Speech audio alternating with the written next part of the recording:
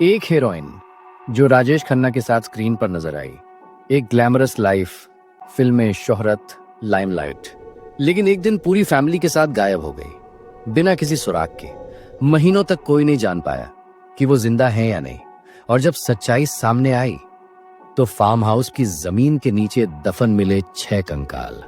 Actress, उसकी माँ, भाई, बहन, कजिन और उनके पालतू कुत्ते तक। कातिल कौन था और आखिर क्यों बन गया वो इतना बेरहम और हर किसी को मौत की नींद सुला गया?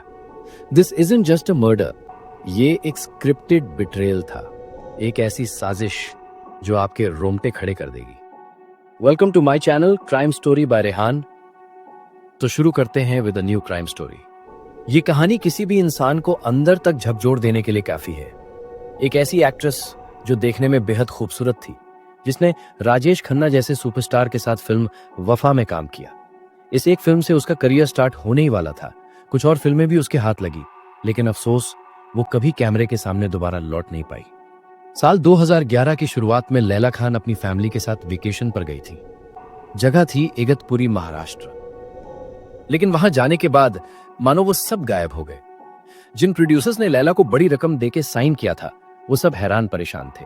कुछ ने कहा शायद पैसे लेकर वो फरार हो गई, लेकिन जब तहकीकात आगे बढ़ी तो ऐसा सच सामने आए जिसने सबको हिला दिया। ये सिर्फ लैला नहीं, उनकी पूरी फैमिली थी जो अचानक लापता हो गई थी। लैला की जिंदगी जितनी ग्लैमरस दिखती थी, उतनी ही अंदर से उलझी हुई थी। माँ की 3 शादियां, फैमिली में उठापटक और कुछ ऐसी थ्योरीज जिनमें लश्कर जैसे नाम तक जुड़ गए। और जब पूरे 1 साल बाद इगतपुरी के उसी फार्म हाउस की जमीन से निकले 6 कंकाल, लैला, उनकी माँ, 3 भाई बहन और एक कजिन, तो एक पल को तो यकीन करना ही मुश्किल था। यहाँ तक कि उनके पालतू कुत्ते भी उसी जगह दफन थे। पर यह पूरा मामला अगर सामने आया तो उसकी वजह थे एक जर्नलिस्ट, निशाद शम्सी। उन्होंने इस केस को लेकर महीनों तक लगातार मेहनत की, दर दर भागे और अकेले दम पर पुलिस को जगाया। अगर उनकी ये जद्दोजहद ना होती तो शायद ये केस हमेशा के लिए दफन रह जाता। रेशमा पटेल, एक ऐसा नाम जिसे दुनिया ने बाद में लैला खान के नाम से पहचाना। उनका जन्म 1978 में मुंबई में हुआ था, लेकिन ये बात अब भी एक मिस्ट्री ही है कि उनकी एग्जैक्ट बर्थ डेट क्या थी। कुछ अफवाहों में उन्हें पाकिस्तान से जोड़ा गया, लेकिन ये सारी बातें सिर्फ अजम्पशंस थीं, जिनका कोई सॉलिड प्रूफ नहीं मिला। उनकी माँ का नाम था अथिया पटेल, लेकिन लोग उन्हें सलीना नाम से जानते थे। सलीना की पहली शादी हुई थी नादिर पटेल नाम के एक शख्स से, जिनसे उन्हें 4 बच्चे हुए। लैला की एक बड़ी बहन थी और 2 जुड़वा भाई बहन। फैमिली में वो हमेशा से सबसे अलग थी, क्योंकि उसका दिल हमेशा ग्लैमर की तरफ खिंचता चला गया। लैला को कैमरा, लाइट, रैंप और स्टारडम का जोश बचपन से था, और इसी जुनून ने उसे मॉडलिंग की दुनिया में कदम रखने पर मजबूर कर दिया। उसकी आंखों में फेम और कामयाबी के वो सारे सपने थे जो एक एम्बिशियस लड़की देखती है। काफी स्ट्रगल के बाद 2002 में लैला को पहला ब्रेक मिला, वो भी एक कन्नड़ फिल्म में। फिल्म का नाम था मेकअप, एक बिग बजट प्रोजेक्ट जिसमें सब कुछ बड़ा था, स्टार्स, सेट्स और एक्सपेक्टेशंस। 30 नवंबर 2002 को ये फिल्म रिलीज हुई। क्रिटिक्स ने फिल्म को अप्रिशिएट किया, उसके काम को भी नोटिस किया गया, लेकिन बॉक्स ऑफिस के नंबर्स कुछ और ही कह रहे थे। फिल्म को दर्शकों का प्यार नहीं मिला और कमर्शियली वो फिल्म पूरी तरह से फेल हो गई। इस एक फ्लॉप ने सिर्फ लैला की नहीं, बल्कि प्रोड्यूसर्स की भी नींदें उड़ा दी। करीब 75 लाख रुपए का नुकसान हुआ, और यही वो मोड़ था जहां से लैला के सपनों की रफ्तार थमने लगी। जब पहली फिल्म नहीं चली तो उसके बाद लैला के लिए चीजें और भी मुश्किल हो गईं। ऊपर से उनकी मां सेलिना ने उनके फादर नादिर से अलग होने का फैसला ले लिया। नादिर एक बेहद सिंपल और सीधे सोच रखने वाले इंसान थे। सेपरेशन के बाद उन्होंने दूसरी शादी कर ली, लेकिन सेलिना ने अपने सारे बच्चे अपने साथ ही रखे और फिर मीरा रोड में रहने वाले आसिफ नाम के एक शख्स से दूसरी शादी कर ली। लेकिन ये रिश्ता भी ज्यादा वक्त नहीं टिक पाया और कुछ ही सालों में वो अलग हो गए। इसके बाद सेलिना ने परवेज नाम के एक और शख्स से तीसरी शादी कर ली। अब लैला के लिए ये सब इमोशनली काफी चैलेंजिंग था, लेकिन उसने अपने आप को संभाले रखा। पहली फिल्म के फ्लॉप होने के बाद कई सालों तक लैला को कोई बड़ा काम नहीं मिला, लेकिन कहते हैं ना, टाइम भले ही लेट हो पर सही मौका जरूर आता है, और यही हुआ लैला के साथ भी। उन्हें मौका मिला राजेश खन्ना की कमबैक फिल्म वफा, अ डेडली लव स्टोरी में। इस फिल्म में लैला को एक बेवफा बीवी का रोल दिया गया था और उनके अपोजिट थे इंडियन सिनेमा के पहले सुपरस्टार राजेश खन्ना। फिल्म को डायरेक्ट किया था राखी सावंत के भाई राकेश सावंत ने। ये फिल्म 19 दिसंबर 2008 को रिलीज हुई, लेकिन जैसा कि उम्मीद थी फिल्म बॉक्स ऑफिस पर कुछ खास कमाल नहीं कर पाई। लोगों ने इसे सी ग्रेड फिल्म कहकर खारिज कर दिया और यहाँ तक कि राजेश खन्ना को भी इस फिल्म को करने के लिए काफी कुछ सुनना पड़ा। राकेश सावंत ने एक बार फिर लैला पर भरोसा जताया, लेकिन अफसोस इस बार भी उन्हें वो पहचान नहीं मिल पाई जिसकी उन्हें तलाश थी। वफा फिल्म के बाद कुछ वक्त गुजरा ही था कि राखी सावंत के भाई राकेश ने अपनी अगली फिल्म जिन्नात के लिए लैला को साइन कर लिया। और इंटरेस्टिंग बात यह थी कि इस बार उन्हें साइनिंग अमाउंट के तौर पर एक बड़ी रकम भी दी गई थी। इस नई फिल्म में खुद राखी सावंत भी एक अहम रोल निभा रही थी। शूटिंग की शुरुआत हो चुकी थी और पहला शेड्यूल अच्छे से पूरा भी हो गया, लेकिन दूसरे शेड्यूल से पहले थोड़ा ब्रेक था और उसी गैप में लैला ने अपने पूरे फैमिली के साथ एक वेकेशन ट्रिप का प्लान बना लिया। डेस्टिनेशन था इगतपुरी। 30 जनवरी 2011 की तारीख थी जब लैला अपनी मां सलीना, बड़ी बहन हाशिमा, जुड़वा भाई बहन इमरान और जारा और एक कजिन रेशमा के साथ इस ट्रिप के लिए निकली थी। रेशमा भी उनके साथ ही रहती थी, यानी वो अब उस फैमिली का ही हिस्सा बन चुकी थी। इस ट्रिप पर लैला अपने प्यारे पालतू डॉग्स को भी लेकर गई थी। उनका मूड बिल्कुल चिल्ड आउट था। वो बस कुछ पीसफुल दिन अपने लव्ड वंस के साथ बिताना चाहती थी। मुंबई से इगतपुरी तक का ये 126 किलोमीटर का सफर वो 3 अलग अलग कारों से तय कर रहे थे, लेकिन किसी को क्या पता था कि ये सफर उनके लिए सिर्फ एक वेकेशन ट्रिप नहीं था, बल्कि कुछ ऐसा होने वाला था जो हमेशा के लिए सब कुछ बदल देगा। बस 9 दिन ही बीते थे उस ट्रिप के बाद और 9 फरवरी 2011 को सलीना को उनकी बहन अल्बाना पटेल का एक कॉल आया। जैसे ही अल्बाना ने पूछा कि वो कहाँ है, सलीना ने कहा, मैं अपने तीसरे हस्बैंड परवेज टाक के साथ चंडीगढ़ में हूँ। लेकिन ये बात बिल्कुल झूठ थी, क्योंकि असल में वो उस वक्त इगतपुरी में ही थी और ये वही आखिरी दिन था जब इस फैमिली में से किसी शख्स से किसी आउटसाइडर का आखिरी बार कांटेक्ट हुआ था। आहिस्ता आहिस्ता वक्त बीतने लगा और फिल्म जिन्नात के दूसरे शेड्यूल की डेट नजदीक आने लगी। जब प्रोड्यूसर्स और क्रू ने लैला से संपर्क करने की कोशिश की तो उनका फोन कंप्लीटली स्विच्ड ऑफ मिला। बार बार कोशिश के बावजूद कोई रिस्पांस नहीं मिला और फिल्म मेकर्स काफी परेशान होने लगे, क्योंकि लैला को एडवांस पेमेंट दी जा चुकी थी। धीरे धीरे दिन हफ्तों में बदले और फिर हफ्ते महीनों में, लेकिन लैला और उनके पूरे फैमिली की कोई खबर तक नहीं मिली। सब कुछ रहस्यमय हो गया था, जैसे वो सब अचानक हवा में गायब हो गए हों। उसी दौरान फिल्म जिन्नात के डायरेक्टर राकेश सावंत ने उस समय के एक जाने माने टीवी जर्नलिस्ट निशात शम्सी से बात की। उन्होंने बताया कि एक्ट्रेस लैला खान ने फिल्म की फीस तो ले ली, लेकिन फिर ऐसा लग रहा है जैसे पैसे लेकर वो कहीं चली गईं। लेकिन निशात शम्सी ने इस कहानी को सिर्फ एक खबर की तरह पेश करने के बजाय उसे सीरियसली लिया और खुद अपनी तरफ से तहकीकात शुरू कर दी। जैसे जैसे तहकीकात आगे बढ़ी, जर्नलिस्ट निशात शम्सी ने कुछ ऐसे खुलासे किए जो वाकई चौंकाने वाले थे। उन्होंने बताया, मैं उस वक्त टीवी रिपोर्टर था और मेरे पास एक बहुत ही अजीब सी स्टोरी आई। एक फिल्म प्रोड्यूसर ने मुझे कॉल किया और कहा, हमने एक एक्ट्रेस को साइन किया था, उसे पैसे दिए थे, लेकिन अब ना वो मिल रही है ना पैसा वापस कर रही है। शुरुआत में ये बस एक सिंपल सा फ्रॉड का मामला लग रहा था, लेकिन जैसे ही निशात ने गहराई से इस पर काम करना शुरू किया, कहानी ने एक बिल्कुल अलग मोड़ ले लिया। जांच के दौरान उन्हें पता चला कि लैला खान पिछले कई महीनों से पूरी तरह गायब है और उनकी गाड़ी भी काफी वक्त से कहीं दिखाई नहीं दी है। अब ये सिर्फ एक एक्ट्रेस की बात नहीं रह गई थी, क्योंकि ये सामने आया कि सिर्फ लैला ही नहीं बल्कि उनकी पूरी फैमिली ही लापता है। किसी को कुछ भी समझ नहीं आ रहा था, ना मोटिव, ना कोई लीड, ना कोई आखिरी ट्रेस। जब निशात शम्सी इस मामले को लेकर पुलिस के पास पहुंचे ताकि शिकायत दर्ज करवाई जा सके, तो उन्हें वहां से एक और झटका मिला। पुलिस ने साफ कह दिया कि वो कोई एफआईआर दर्ज नहीं करेंगे जब तक लैला के असल रिश्तेदार खुद आकर कोई रिपोर्ट न करवाएं। अब सोचिए, जब एक जर्नलिस्ट को इतने बड़े मिसिंग केस में भी पुलिस से ऐसा जवाब मिले, तो उस केस की सच्चाई तक पहुंचना कितना मुश्किल रहा होगा। यहीं से निशात शम्सी की असली जद्दोजहद शुरू हुई, लैला और उनके पूरे फैमिली को तलाशने की। वो बताते हैं, लैला की मां सेलिना ने उनके बायोलॉजिकल फादर नादिर पटेल को पहले ही छोड़ दिया था। इसके बाद उन्होंने आसिफ शेख नाम के एक शख्स से दूसरी शादी की थी। काफी स्ट्रगल के बाद मैंने किसी तरह आसिफ को लोकेट किया और फिर उन्होंने मुझे नादिर का नंबर दिया। जब मैंने नादिर को कॉल किया तब पता चला कि वो तो अफ्रीका के इथियोपिया में जॉब कर रहे हैं। पैसों की तंगी के चलते पहले तो नादिर ने साफ कह दिया कि वो इंडिया नहीं आ सकते, लेकिन इस केस को अनसॉल्व नहीं जाने देना था।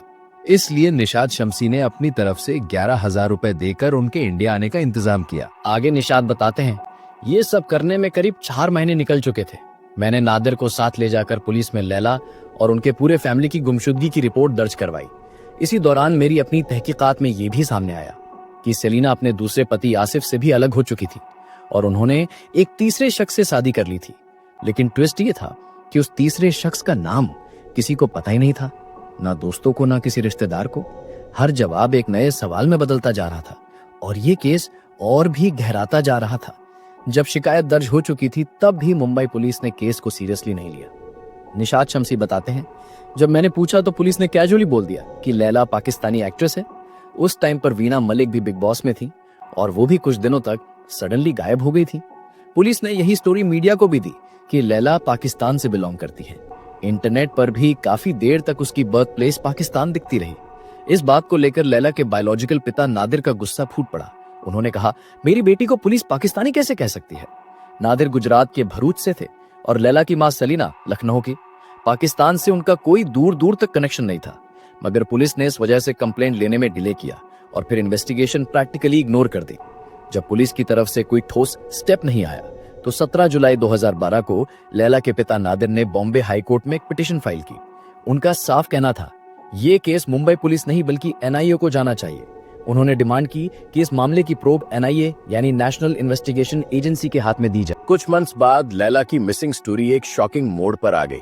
जम्मू कश्मीर के किश्तवाड़ इलाके में एक इंटेंस अटैक हुआ। उसी लोकेशन के पास लैला की कार खड़ी मिली। इन्वेस्टिगेशन ने सबको चौंका दिया। उस इंसिडेंट की रिस्पॉन्सिबिलिटी लश्कर तैयबा ने खुद ली थी। तभी से मीडिया में ये स्पेकुलेशन होने लगा कि कहीं लैला और उनकी मां सेलेना का लिंक उस ग्रुप से तो नहीं था। 21 जून 2012, एक ऐसा दिन जिसने पूरे केस की डायरेक्शन ही बदल दी। उसी दिन पकड़ा गया वो इंसान जिससे ये पूरा मामला जुड़ता चला गया, परवेज इकबाल टाक। हाँ, वही परवेज टाक जिससे लैला की मां सेलेना ने अपनी तीसरी शादी की थी। लेकिन इस शख्स की रियलिटी सामने आना अभी बाकी था। परवेज टाक जो लैला खान का स्टेप फादर था, और सबसे चौंकाने वाली बात यह थी कि वो आखिरी इंसान था जिसे लैला के पूरे फैमिली के साथ इगतपुरी फार्म हाउस पर देखा गया था। मतलब शक की सुई सीधा उसी पर जाकर अटक गई। जैसे ही उसे पकड़ा गया, उसके बयान ने पुलिस को भी हिलाकर रख दिया। परवेज ने साफ साफ कहा, लैला और उसकी पूरी फैमिली को फरवरी 2011 में खत्म कर दिया गया था। गुमशुदगी वाला मामला अब सीधा एक साजिश और क्राइम में बदल चुका था। और ये सिर्फ कोई रूमर नहीं था, क्योंकि ये बयान उसी इंसान ने दिया था जो आखिरी बार उस फैमिली के साथ था।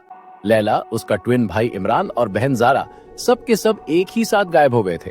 और अब इस कन्फेशन ने उनके बारे में सबसे डरावना सच सामने रख दिया था। लेकिन कहानी यहीं खत्म नहीं होती। अगले ही दिन परवेज टाक ने अपना बयान पूरी तरह से पलट दिया। उसने कह दिया, नहीं, लैला और उसकी फैमिली अभी भी जिंदा हैं। अब सोचिए, एक दिन में ऐसा कौन सा फर्क आ गया। पुलिस भी कंफ्यूज हो गई, ये आदमी झूठ बोल रहा है या सच। अब शक और गहरा हो गया। इन्वेस्टिगेशन की डायरेक्शन बदल गई और पुलिस ने किडनैपिंग एंगल से केस को आगे बढ़ाना शुरू किया।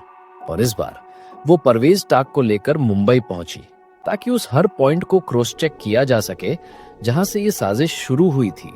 10 जुलाई 2012 परवेज टाक को साउथ मुंबई की कोर्ट में पेश किया गया।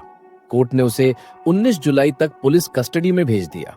लेकिन असली सनसनी तब फैली जब क्राइम ब्रांच की पूछताछ में परवेज ने एक बार फिर अपना बयान बदल दिया।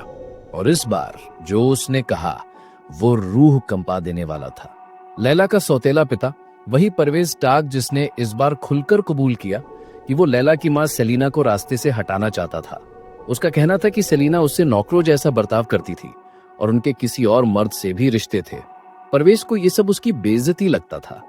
अपनी इसी बेइज्जती का बदला लेने के लिए परवेज टाक ने अपने दोस्त साजिद के साथ एक पूरी साजिश तैयार कर ली थी। परवेज दुबई जाने वाला था और उससे पहले उसने सलीना को मनाया कि क्यों ना पूरा फैमिली मिलकर इगतपुरी में एक छोटा सा वेकेशन मना ले। लैला और उनकी फैमिली जब इगतपुरी के लिए रवाना हुई, उससे पहले ही परवेज टाक ने अपने प्लान को एक्टिवेट कर दिया था। उसने अपने दोस्त साजिद को पहले ही बुला लिया था। एक दिन जब सही मौका मिला तो परवेज ने साजिद को फार्म हाउस बुला लिया। वहां किसी बात पर बहस हो गई और फिर साजिद ने सलीना के हाथ पकड़ लिए। उसी पल परवेज ने एक भारी रॉड उठाई और उस पर वार कर दिया। इसी दौरान जब सलीना के साथ ये सब हो रहा था, उसी वक्त लैला खान वहां पहुंच गई। और जैसे ही वो वहां आई, साजिद और परवेज ने बिना कुछ सोचे समझे उन्हें भी रास्ते से हटा दिया। लेकिन यही बात खत्म नहीं हुई। डर और पकड़े जाने की टेंशन में परवेज और साजिद ने वहां मौजूद हर एक शख्स को साफ कर दिया। यहाँ तक कि जो पालतू कुत्ते उनके साथ थे उन्हें भी नहीं छोड़ा गया।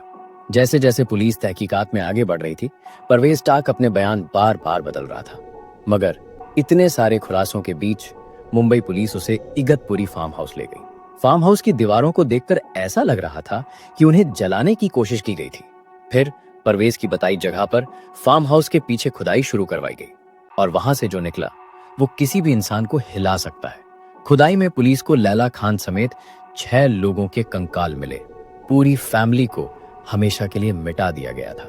परवेज टाक ने पुलिस से बचने के लिए हर मुमकिन चाल चली, यहां तक कि लश्कर-ए-तौयबा का नाम लेकर यह दिखाने की कोशिश की कि वो इस केस से कोई लिंक नहीं रखता। लेकिन जब उससे सख्ती से पूछताछ हुई तो उसने खुद ही ये मान लिया कि उसने हर एक को ठिकाने लगाने के बाद उनके शरीर को दफना दिया था। लेकिन ये सब यहां खत्म नहीं हुआ। ताकि पुलिस को गुमराह किया जा सके, परवेज ने तीनों कारें गायब करने का प्लान भी बना रखा था। इस प्लान में उसका साथ दिया उसके 2 पुराने दोस्त जॉली गिल्डर और महबूब ने। पहली कार को इंदौर भेज दिया गया, दूसरी को दिल्ली के लिए रवाना किया गया और तीसरी कार को किश्तवाड़ ले जाया गया। सबसे चौंकाने वाली बात यह थी कि तीसरी कार का इस्तेमाल बाद में किश्तवाड़ में हुए एक आतंकी हमले में किया गया था। हत्या के बाद परवेज टाक का अगला स्टेप था नेपाल भागना। और इस बार भी वो कोई छोटा मोटा रास्ता नहीं, बल्कि लश्कर-ए-तौयबा जैसे ग्रुप की मदद लेकर वहां से फरार होने की तैयारी कर रहा था।